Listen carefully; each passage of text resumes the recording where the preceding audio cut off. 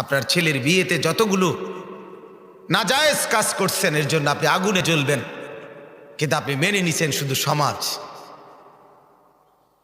এজন্যই মেনে নিছেন, ডেকসেট বাজাইছেন, এজন্যই গায়ে হলুদের নগ্ন অনুষ্ঠান, উলঙ্গ অনুষ্ঠান করছেন লাখ টাকার গেট করে। এরপরে বেড়া বেড়ি একই সামিয়ানা প্যান্ডেলের মধ্যে খাবার খাওয়াইয়া নগ্ন মহিলা, আমার দেশের মুসলমানের নারীরা সারা বছর যে নষ্টামি করে, নগ্ন হয়, বিয়ের দিন ওই নারী তার চাইতে বেশি উলঙ্গ হয়ে যায়, অসভ্য হয়ে যায়, অসভ্য হয়ে যায়,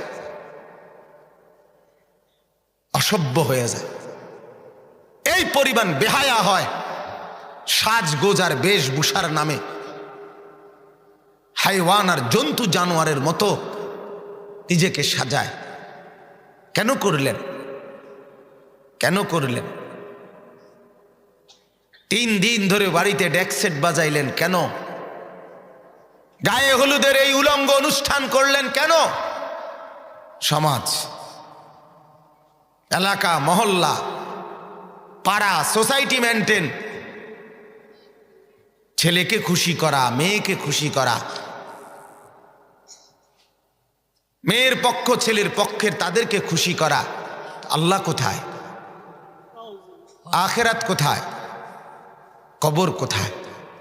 বলেন বাপ, ভাবতে শিখেন। একজন হলে একজন ভাবেন, 2 জন হলে 2 জন ভাবেন, ভাবতে শিখেন। এজন্য এটাই বললাম, মান আকালা তাইয়িবান, বলতেছিলাম যে উপার্জন যদি হালাল হয়, খাবার যদি হালাল হয়, এটা জিন্দেগির সবচেয়ে বড় আমল। এজন্য নবী এটা 1 নম্বরে রাখছে। আমি হযরতের কথাটাই বলছিলাম। 2 নম্বর বললেন ওয়া আমিলা ফি সুন্নাতিন, যা করবে সুন্নত মোতাবেক, অর্থাৎ জেনে জেনে বুঝে বুঝে প্রত্যেকটা কাজ সুন্নত মোতাবেক। আমার হাসি, আমার কান্না, আমার আনন্দ, আমার বেদনা, আমার আহার, আমার নিদ্রা, আমার উঠা বসা, আমার লেনদেন, চলাফেরা সব হবে আমি মুসলমান আমার রাসূলুল্লাহ সাল্লাল্লাহু আলাইহি সাল্লামের সুন্নত মোতাবেক। একবারে সহজ, একটু জেনে নিলে। কিন্তু বদনসিব আমরা, বড় মন্দ কপাল।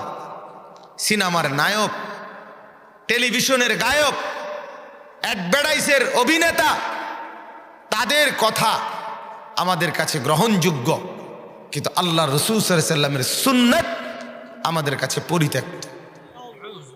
পরিত্যক্ত। বছরের পর বছর ব্রাশ করলেন আর টুথপেস্ট করলেন দিয়ে, ব্রাশ দিয়ে দাঁত মাজলেন কার কথায়? আর এই মিসওয়াক ছেড়ে দিলেন কার কথায়? কেন মিসওয়াক করেন না মুসলমান? শুধু এই কারণে, এটা রাসূলুল্লাহ বলছেন। কেন ব্রাশ আর টুথপেস্ট? এই কারণে, এটা রাসূলুল্লাহ বলে নাই সাল্লাল্লাহু আলাইহি ওয়াসাল্লাম। শুধু বিরোধিতার নিয়ত, আর কিছু না, আর কিছু না। উদ্দেশ্য স্পষ্ট করা, আমি মুহাম্মদের দুশমন, আমি রাসূলুল্লাহ সাল্লাল্লাহু আলাইহি সাল্লামের দুশমন। এত দামি ডাইনিং টেবিল, চেয়ার সবই তো আছে, দস্তরখান কোথায়? দস্তরখান কোথায়? দস্তরখান নাই কেন? এটা রাসূলুল্লাহ সাল্লাল্লাহু আলাইহি সাল্লাম বলছে, এটা টেলিভিশনে বলে নাই। টেলিভিশনের আব্বাই যদি কইতো ঠিকই দস্তরখান বিছাইতো। সিনেমার নর্তকী যদি বলতো তো ঠিকই বিছাইতো। সিনেমার নর্তকী বলে নাই দেখে বিছায় না, ঠিকই বিছাইতো। টেলিভিশনের গায়ক নায়ক, অ্যাডভার্টাইজের অভিনেতা, ওরা বললে ঠিকই হইতো। ওরা ডিজাইন করে দেয় মুসলমানকে। সেলুনের দোকানের নাপিত সাজিয়ে দেয় মুসলমানের যুবককে। নাপিত সাজিয়ে দিয়ে বলে আপনাকে সেরকম দেখাচ্ছে। একবারও জিজ্ঞেস করলো না এই চুল কার মতো কাটলেন। আমার মাঝে মাঝে খুব আফসোস লাগে, হ্যাঁ এরা কি পড়লো কি করলো, এরা বলে বাংলা, অঙ্ক, ইংরেজি, পদার্থ, জীববিজ্ঞান, কি বলে পড়ছে বলে। এরা বেকুব। তুই যদি কিছু পড়ে থাকতি বেটা, তোর বিবেকে কে দুর্কুলাইল না, তুই রে কি চুল কাটলি, কি পড়ছ বেটা, কি পড়ছ? হ্যাঁ, এতগুলো পড়া পড়ে এখনো খারাইয়া মতো কি পড়লা তুমি? এখনো মুত্তা ফানি লও না, তুমি বর্বর, তুমি বুঝি শিক্ষিত তুমি।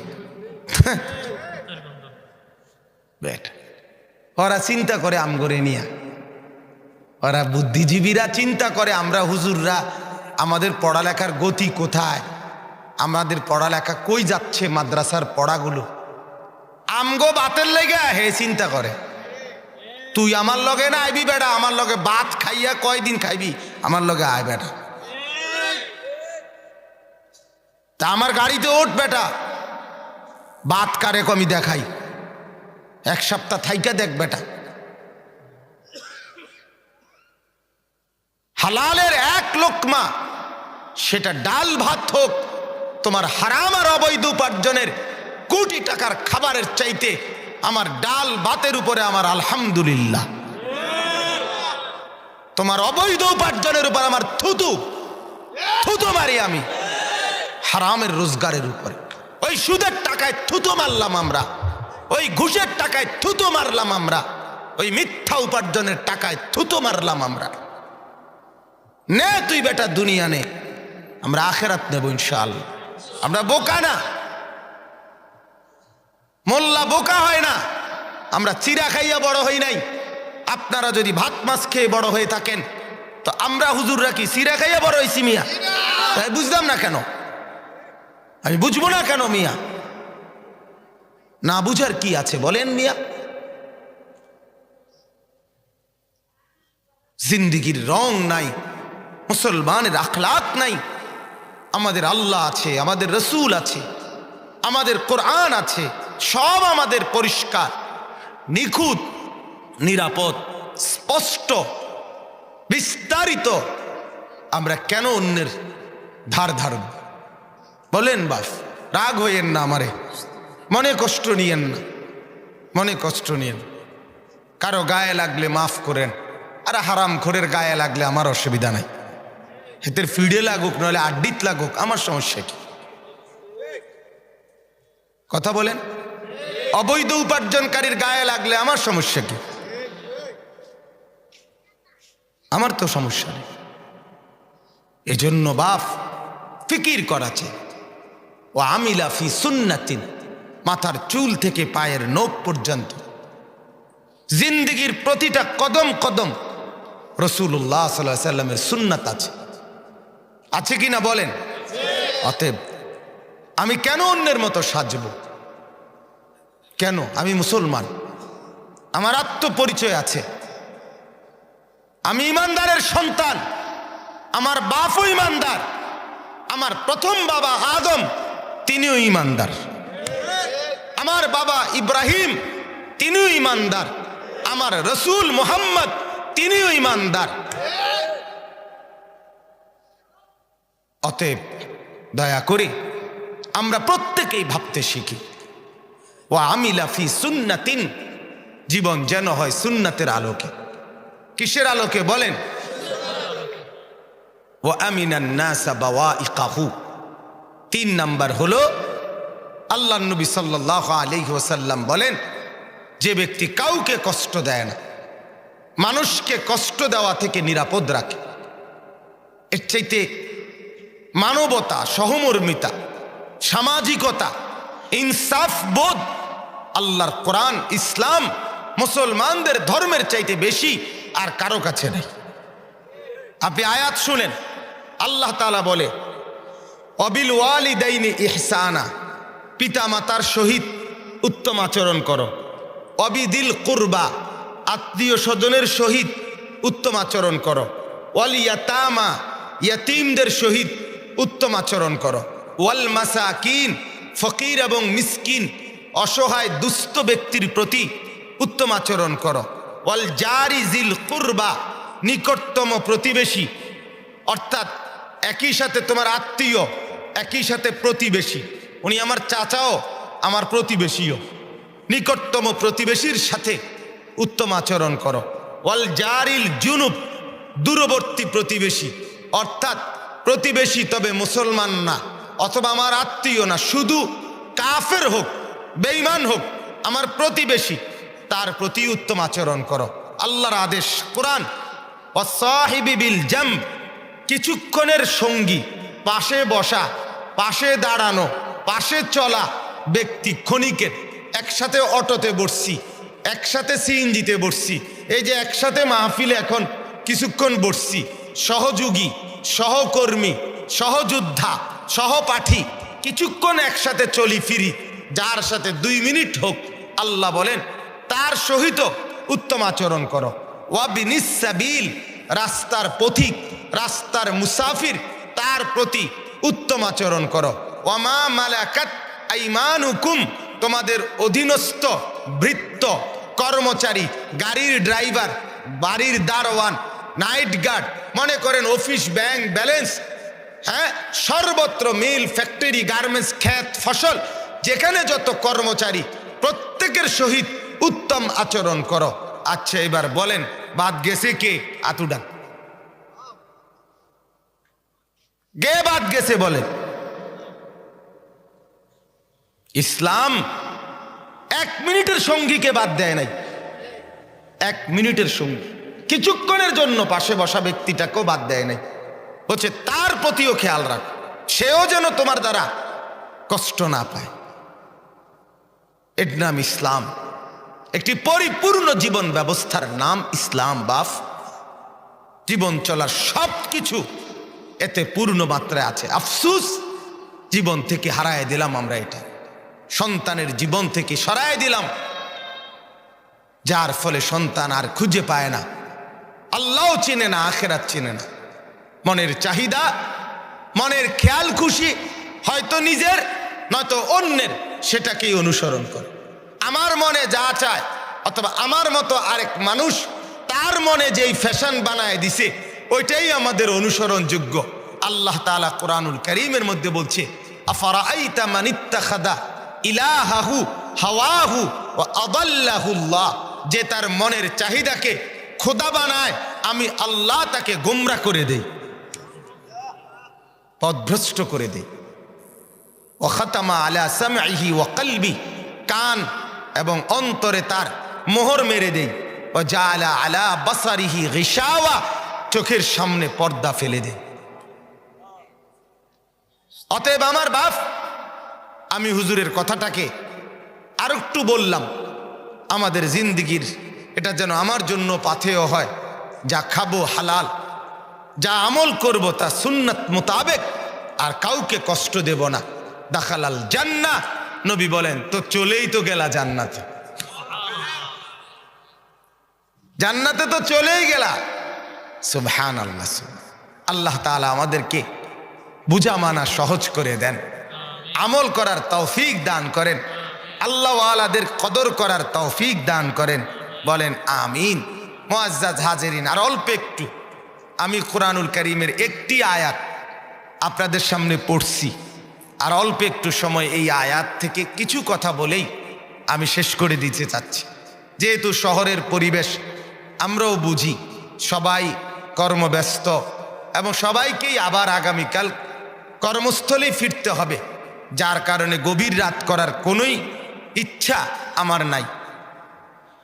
কোরআনুল কারীমের 25 নম্বর পারা, 42 নম্বর সূরা, সূরায়ে শুরা, এই সূরার 15 নম্বর আয়াত আমি আপনাদের সামনে তেলাওয়াত করেছি।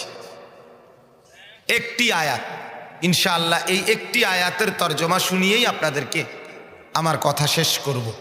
আল্লাহ তাআলা তৌফিক দান করেন। এই আয়াতের একটা বৈশিষ্ট্য আছে। এই সূরার এই 15 নম্বর আয়াতের একটা বৈশিষ্ট্য হলো এই আয়াতে মোট 10টা কথা আছে। কয়টা কথা? আর এই 10টা কথার প্রত্যেকটা আল্লাহ তাআলা আমাদের নবী সাল্লাল্লাহু আলাইহি ওয়াসাল্লামকে লক্ষ্য করে বলছে, নবীকে লক্ষ্য করে বলছে।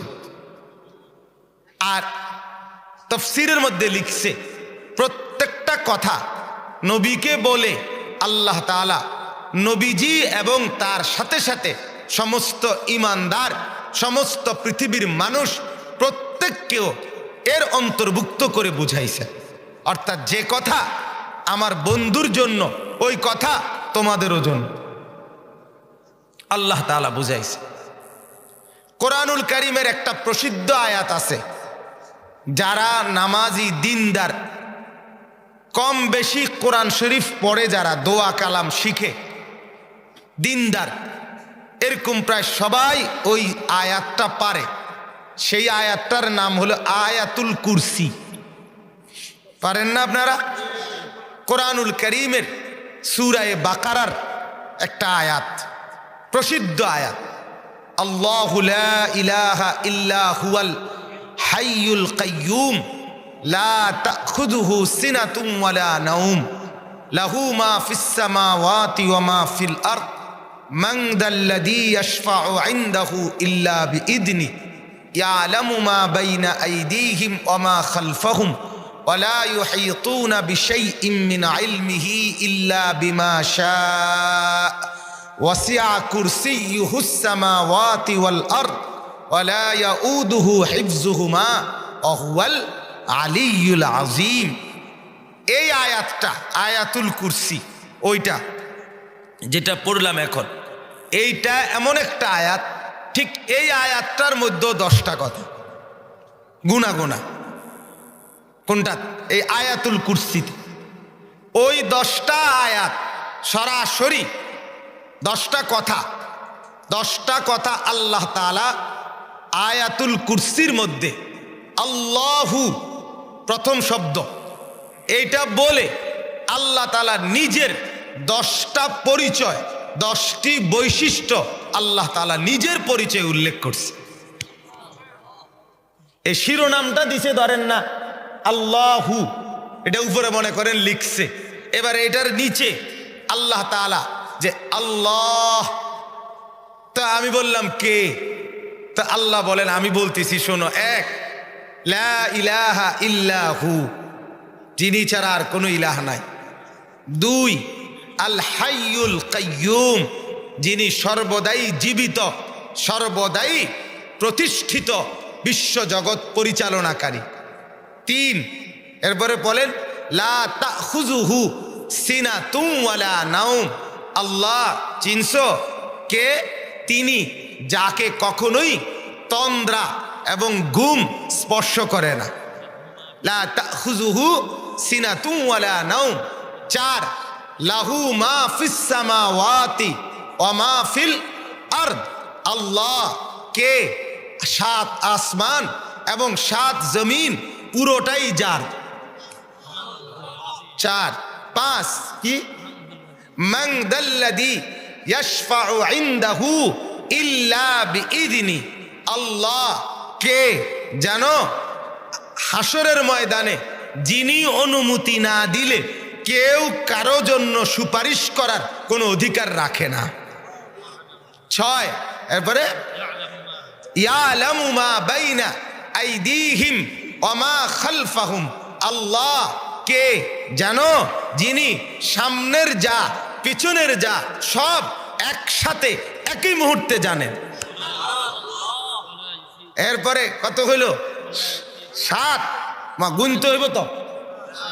7 ওয়ালা ইউহীতুনা বিশাইইন মিন ইলমিহি ইল্লা বিমা শাআ, আল্লাহ কে জানো যার জ্ঞান, যার ইলম কেহই কোনো মাখলুক পুরা বেষ্টন করতে, আয়ত্তে আনতে পারবে না, শুধু অদ্দুর তিনি যাকে দিয়েছেন যদ্দুর, তিনি আল্লাহ, তিনি আল্লাহ। 8 ওয়াসিআ কুরসিয়ুহুস সামাওয়াতি ওয়াল আরদ। আল্লাহ কে জানো, যার একটা কুদরতি সিংহাসন আছে, কুরসি আছে, আসন আছে, যেটা কত বড় জানো? 6 foot by 6 foot, 12 foot by 18 foot, না না, 7 আসমানের উপর থেকে 7 তবক জমিনের নিচ পর্যন্ত। তিনি আল্লাহ। চেনো নাই আল্লাহকে? দোস্ত, আল্লাহকে চেনো, আল্লাহকে চেনো। দাওয়াত তাবলীগের সাথীরা সারা পৃথিবীময় ঘুরে ঘুরে আল্লাহকে চিনায়, আল্লাহকে চিনায়, আল্লাহকে চিনায়, আল্লাহকে চিনায়। মালিককে যে চিনে সে সব পায়। মালিককে হারিয়ে আমার শেখ আরিফ বিল্লাহ আল্লামা মুফতি মুশতাকুন নবী সাহেব বলে, আল্লাহকে হারিয়ে গোটা পৃথিবীও যদি সবটা কেউ পায়, আল্লাহর কসম সে কিছুই পায়নি। আল্লাহকে পেয়ে গোটা পৃথিবীও যদি কেউ হারায় ফেলে, খোদার কসম সে কিছুই হারায়নি। আবার কই, আবার কই, আবার কই, আল্লাহকে না পেয়ে গোটা পৃথিবীও যদি কেউ পায়, কিছুই পায়নি। আল্লাহকে পেয়ে গোটা পৃথিবীও যদি কেউ হারায়, কিছুই হারায়নি। জুতু মেরা তো সব মেরা, ফলক মেরা জমি মে। যখন আল্লাহ আমার, সবই আমার, আসমানও আমার, জমিনও আমার, জমিনও আমার। তুমি স্বর্ণ বাড়িতে রাখো, আমি স্বর্ণের মনিবকে দিলে রাখি। তুমি বাড়ি গাড়ি, তুমি দুনিয়ার অর্থ সম্পদকে ঘরে জমাচ্ছ, আমি ওই অর্থ সম্পদের মনিব যিনি মালিক তাকে দিলে জমাচ্ছি। পার্থক্যই তো আলাদা, পার্থক্যই তো আলাদা। এরপরে বলেন 8 তো গেল, এরপরে 9, ওয়ালা ইয়াউদুহু হিফযুহুমা। আল্লাহ কে জানো, 7 আসমান 7 জমিন দুইটাকেই সমানভাবে সংরক্ষণ করতে, পরিচালনা করতে যিনি একটুও ক্লান্ত হয় না, একটুও পরিশ্রান্ত হন না। আল্লাহ বলেন, জানো আমি ক্লান্ত হই না। 7 আসমান যখন চালাই, 7 জমিন আমি তখনই চালাই।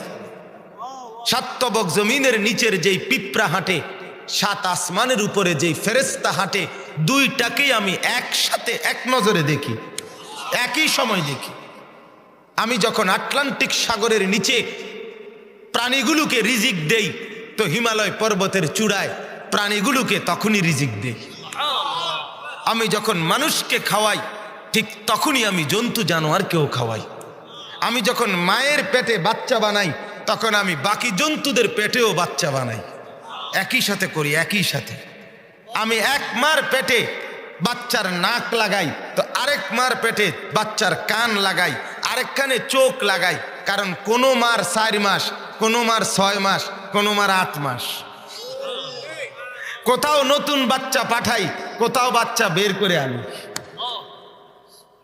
ওয়াহুয়া আলা কুল্লি শাইইন কাদির। আমি সব কিছু করতে একাই ক্ষমতাবান, একই মুহূর্তে ক্ষমতাবান। একটা হোটেলেই কল্পনা করেন না, একটা হোটেলে, একটা বড়সড় হোটেলে, আমরা চন্দু হোটেলে করে নাকি অর্ডার যে দেয় কাস্টমার, এক একজন এক একটা। আল্লাহ তাআলা বলে, একটা হোটেলে তোমরা এই 50টা মানুষ যদি এত রঙের খানা চাও, আমার কি আর কাম নাই? আমি বুঝিয়ে তোমরা লইয়া ফেসে ভরে থাকতে। আল্লাহ বলে, না, অসুবিধা নাই, যে যা চাও আমি রব্বুল আলামিন প্রত্যেকের আলাদা আলাদা পছন্দের রিজিক আমি পৌঁছাইতেছি। ওয়ালা ইয়াউদুহু হিফযুহুমা। আমি ক্লান্ত হই না, বিরক্ত হই না। ওয়াহুয়াল আলিয়্যুল আযীম। এই যে 10 নাম্বার, আল্লাহ কে জানো, যিনি আলী, যিনি আজিম, যিনি উচ্চ সুমহান। এজন্য ডাকো তো আল্লাহকেই ডাকো, ভাবো তো আল্লাহকেই ভাবো, বলো তো আল্লাহকেই বলো, চিন্তা করো তো আল্লাহকে নিয়েই করো। ওয়ারাব্বাকা ফাকাব্বির, ওয়ারাব্বাকা ফাকাব্বির। নবীকে আল্লাহ প্রথম দিন বলে দিছে, যেদিন দাওয়াত শুরু করবে সেদিনই বলে দিছে, কুম ফাআনজির। বন্ধু আমার, ওঠেন, আমার বান্দাদেরকে আল্লাহর ভয় দেখান, আখিরাতের ভয় দেখান। জাহান্নামের ভয় দেখান। আর ও রব্বাকা ফাকাব্বির, আপনার রবের বরত্ব তাকবীর ঘোষণা করেন। হাঁটতে হাঁটতে, উঠতে বসতে, হাঁটে ঘাটে, মাঠে বাজারে এক কথা বলেন, আল্লাহ বড়, আল্লাহ বড়, আল্লাহ বড়, আল্লাহ বড়। কে বড় বলেন? আল্লাহু আকবার। আবার বলেন, আবার বলেন, আবার বলেন, জোরসে বলেন, আল্লাহু আকবার, আল্লাহু আকবার, আল্লাহু আকবার। আমেরিকা বড় না আল্লাহ বড়? আল্লাহ বড়, আল্লাহ বড়, আল্লাহ বড়। এক কিশোর ফিলিস্তিনের এক বাচ্চা ছেলে সাতজন ইসরায়েলি বেঈমানকে শোয়াইয়া ফেলছে। গোটা ইসরায়েল কাঁপ ছুটে গেছে। আমার মুসলমানের নওজোয়ান ইমানদার মদ ভুলায় দিছে, নেশা ভুলায় দিছে, উলঙ্গ ছবি ভুলায় দিছে, নর্তকীর নাচ ভুলায় দিছে, মোবাইল আর ফেসবুকের দৃশ্য তোমাদেরকে ভুলায় দিছে। বাপ, যদি ভুলায় দিছে আমরা হেরে গেছি তোমাদের জন্য, নাই তো আমাদের ইসলাম পরাজিত হওয়ার কথা না, আমাদেরকে চোখ রাঙ্গাইয়া কথা বলার কথা ছিল না। আমরা হেরে গেছি আমাদের নওজোয়ানদের কারণে। আমরা বুঝাইতে পারি নাই, আমরা ব্যর্থ, আমরা ব্যর্থ। আমাদের সন্তানদেরকে আমরা জাগাইতে পারি নাই। আমাদের যুবক দিনের পর দিন নামাজ পড়ে না। আমাদের যুবক জানে না ফজরের নামাজের ওয়াক্ত কখন। আমাদের যুবক লাখ লাখ জানে না কোরআন পড়তে।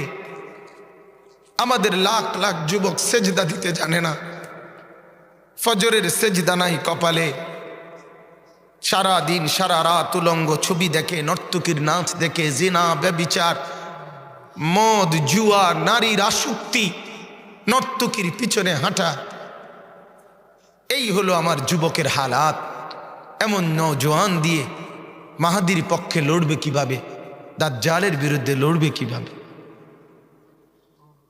যে জাতির যুবক না আগায় সে জাতির সমৃদ্ধি কখনোই হয় না। এটাই ইতিহাস, এটাই ঐতিহ্য।